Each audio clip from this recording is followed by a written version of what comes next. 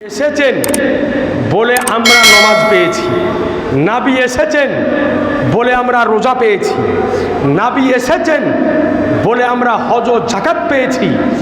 এই জন্যে আল্লাহর পরে পরে সমগ্র জাহানে সব চাইতে দামি জিনিস, দামি মানুষ যিনি, তিনি হচ্ছেন আমার নবী। বলেন সুবহানাল্লাহ।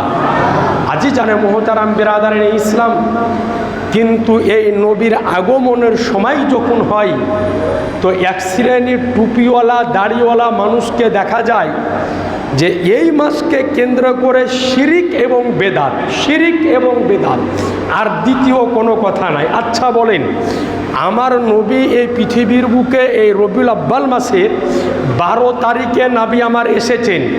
আচ্ছা বলেন তো, নাবি পৃথিবীর বুকে আসাতে আমরা আনন্দিত না বেজার? একটু জোরে বলেন না। আমরা আনন্দিত। নাবি পৃথিবীতে আসাতে আমরা সকলেই খুশি, আমরা সকলে আনন্দিত। কিন্তু আপনারা জেনে অবাক হবেন যে নাবির আগমন যেদিন হচ্ছে, নাবির আবির্ভাব যেদিন পৃথিবীর বুকে হচ্ছে, আকাশ থেকে নিয়ে জমিন সমস্ত কিছু আনন্দে আত্মহারা ছিল। একাধিক মুহাদ্দিসিনে কেরাম নিজ নিজ কেতাবের মধ্যে লিপিবদ্ধ করেছেন, নাবির আগমনে চন্দ্র খুশি ছিল, নাবির আগমনে সূর্য খুশি ছিল, নাবির আগমনে আজকে জমিন খুশি ছিল, নাবির আগমনে আজকে আসমান খুশি ছিল, নাবির আগমনে জান্নাত খুশি ছিল, নাবির আগমনে পাহাড় খুশি ছিল, নাবির আগমনে পর্বত খুশি ছিল, নাবির আগমনে মানব দানব খুশি ছিল, নাবির আগমনে আজকে নাবির আগমনে চন্দ্র সূর্য খুশি ছিল, নাবির আগমনে ফারিস্তাগণ খুশি ছিল, নাবির আগমনে আজকে নদী নালা খুশি ছিল, নাবির আগমনে পাহাড় পর্বত খুশি ছিল।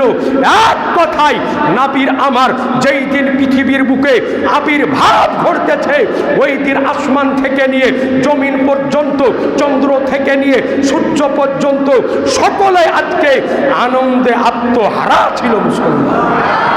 একটু জোরে বলেন সুবহানাল্লাহ। সবাই আনন্দিত ছিল, কিন্তু একজন ব্যক্তি শুধু নারাজ ছিল। আচ্ছা, ওই ব্যক্তিটার নাম আপনারা জানেন? যে নারাজ ছিল, জানা আছে? জানা নাই? শুনেলেন?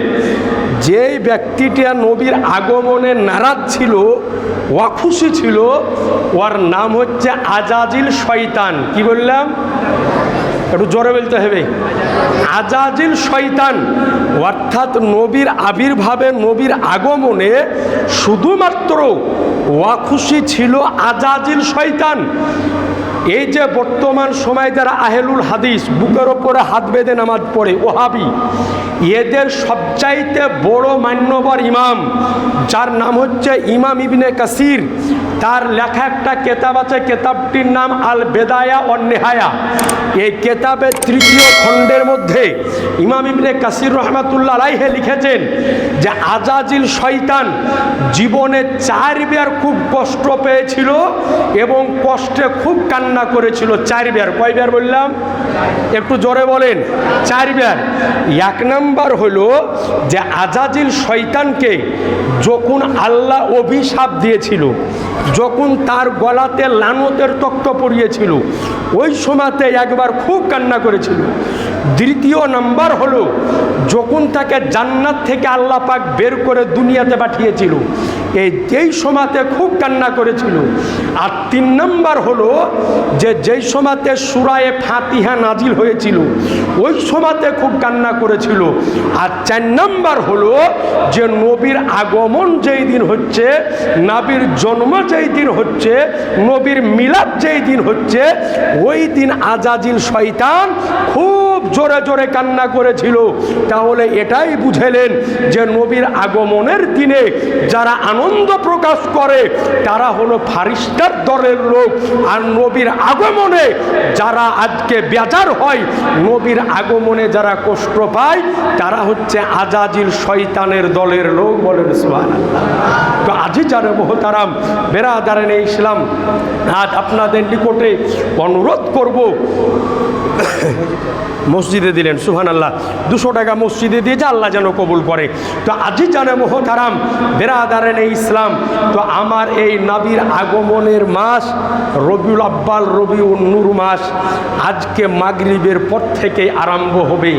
তো আজ আপনাদের নিকট অনুরোধ করব, এটা এই বছর নয়, প্রতি বছরই রবিউল আব্বাল মাস যখন আরম্ভ হয় তো ওহাবি, লামুঝাবি, দেওবন্দ, তবলিগ এদেরকে দেখা যায় যে কোমর বেঁধে নেমে পড়ে এর বিরুদ্ধে বেদাত এবং শিরকের ফতোয়া দেওয়ার জন্য। কিন্তু যখন বলা হয় যে কাজ করো, সামনে একদিন আসো, আইসে বসে দেখিয়ে দাও, যদি ঈদে মিলাদুন নবী করা নাজাইজ যদি হয়, হারাম যদি হয়, বেদাত যদি হয়, শিরিক যদি হয়, তো আমিও বন্ধ করব, আমার লোকেরাও বন্ধ করবে। তো তখন তাকে আর সামনে খুঁজে আর পাওয়া যায় না। এ আজি জানে মোহতারাম, আজ আপনাকে বলে রাখি, ঈদে মিলাদুন নবীর ওপরে একাধিক মুহাদ্দিসিনে কেরাম আজকে কিতাব লিখে গিয়েছেন। ইমাম জৌজি রহমাতুল্লাহ আলাই থেকে শুরু করে আজকে ইমাম জালালউদ্দিন সুয়ুতি রহমাতুল্লাহ আলাইহে পর্যন্ত, এক নয়, দুই নয়, একাধিক মুহাদ্দিসিনে কেরাম তিনারা কিতাব লিখে গিয়েছেন ঈদে মিলাদুন নবীর ওপরে। আজ কয়দিন পূর্বে দিল্লির সরজমিন থেকে একজন আল্লাহর ওলির মাজার জিয়ারত করে আসলাম। শাহ ওলিউল্লাহ হক মুহাদ্দিসে দেহলভী রহমাতুল্লাহ আলাইহে, যিনি এই ভারতবর্ষের বুকে হাদিসের জ্ঞান, হাদিসের ইলিম অনয়ন করেছিলেন, যিনাকে দেওবন্দি, ওহাবি, তবলিগি, ফারাজি, আহলে হাদিস, লামুঝাবি সকল মাঝহাব মানে শাহ ওলিউল্লাহ হক মুহাদ্দিসে দেহলভী রহমাতুল্লাহ আলাইহে তিনার পিতার বর্ণনা থেকে তিনি বর্ণনা করেন যে আমার পিতা তিনি বর্ণনা করেন যে প্রতি বছর আমি মক্কা শরীফে যেই জায়গাতে আমার নবীর জন্ম হয়েছে ওই জায়গাতে প্রতি বছর আমি ঈদে মিলাদুন নবী উদযাপন করতাম। একটু জোরে বলবেন না সুবহানাল্লাহ? বলে প্রতি বছর আমি ঈদে মিলাদুন নবী উদযাপন করতাম। তো বলে এক বছর আমি ঈদে মিলাদুন নবী উদযাপন করার জন্য মক্কা শরীফে আছি। তো বলে ওই বছর আমি যে মানুষকে কিছু শিরনি বানিয়ে খাওয়াবো, এই যে আপনারা শিরনি বানান, তো বলছেন যে আমি যে শিরনি বানিয়ে খাওয়াবো, তো এই শিরনি আমার নিকটে কিছুই ছিল না, শুধুমাত্র কিছু ভাজা করা, ভুনা করা ওই বাদাম বলেন আর বুট বলেন আর ছোলা বলেন ওইগুলা ছিল। তো বলে আমি ওগুলাকে বের করলাম, বের করার পরে ওগুলাকে সামনে রেখে ফাতিহা পড়ে আমার নবীর ওপরে দরুদ ও সালাম পড়ে আমি মদিনার মানুষজনকে ওটাই খাওয়ালাম। বলে খাওয়া নেওয়ার পরে আমি রাত্রিবেলাতে যখন বিছানায় শুয়েছি তো আমি স্বপনের মাধ্যমে আমার আনিসে বেকাসা, সাইয়েদে কৌনমাকা, বেচারুকে চারা, বেশাহরুকে সাহারা, ইয়াতিমকে বলি, হাম গরিবকে হামি, আমার রসুলুল্লাহকে স্বপনে দেখতেছি যে আমার রসুলুল্লাহ হাসি মুখে আমার নিকটে আসতেছে, আর যেই চানাকে, যেই বুটকে, যেই ছোলাকে আমি সিন্নি বানিয়েছিলাম আমি দেখতেছি ওটা আমার নবীর হাত মুবারকে রয়েছে। একটু জোরে সুবহানাল্লাহ হবে না? আর একটু আওয়াজ দিয়ে সুবহানাল্লাহ। এ আজি জানে মোহতারাম, তো এই ঈদে মিলাদুন নবীর মাস আমাদের নিকটে চলে এসেছে। আপনাদের নিকটে অনুরোধ করব, এই মাসে 12টা দিন অতি আনন্দের সহিত, খুশির সহিত উদযাপন করার চেষ্টা করেন। আজ আপনি ভেবে রাখেন এটাই যে আল্লাহ আমাকে যদি কিছু অর্থ দান করেছে, টাকা দান করেছে, তো ওটা খরচ যদি করতে হয় তো আমি আমার নবীর মিলাদে খরচ করব, বলেন সুবহানাল্লাহ। তো আজি চারে মোহতারাম বিরাদারানে ইসলাম, কে বেদাত বলল, কে শিরিক বলল, ওই দিকে কান দিবেন না। আপনাদেরকে আর একটা কথা বলে রাখি, জেনে রাখবেন একটাই কথা, সে যেই ধর্মেরই হোক না কেন, চাহে মুসলমান নামধারী হোক, চাহে অন্য ধর্মের হোক, আজকে আমাকে গালি দিলে যায় আসে আসে না, কিন্তু নাবির বিপক্ষে যেই ব্যক্তি বলবে, নবীর প্রতি দুশ্মনী যেই ব্যক্তি করবে, তার সাথে আমাদের সম্পর্ক থাকবে না। জেনে রাখবেন, অন্যায় করাও হলো অন্যায়, আর অন্যায়কে সাপোর্ট করাও হলো অন্যায়। পাপ করাও পাপ, পাপের কাজে সঙ্গ দেওয়াও হলো পাপ। জেনে রাখবেন, একজন ছেলে মেয়ে ঘরের ভিতরে যদি জেনা করে, আর আপনি যদি তাদেরকে জেনার সুযোগ করে দেন, বাইরে দাঁড়িয়ে পাহারা যদি দেন, তো জেনা করাতে আর যা গুনাহ হবে, ওই পাহারা দেওয়ার কারণে আপনার একই গুনাহ হবে। এই জন্যে জেনে রাখবেন, আমরা মুসলমান, আমরা অন্যায় করব না, আর অন্যায়কে সাপোর্টও করব না।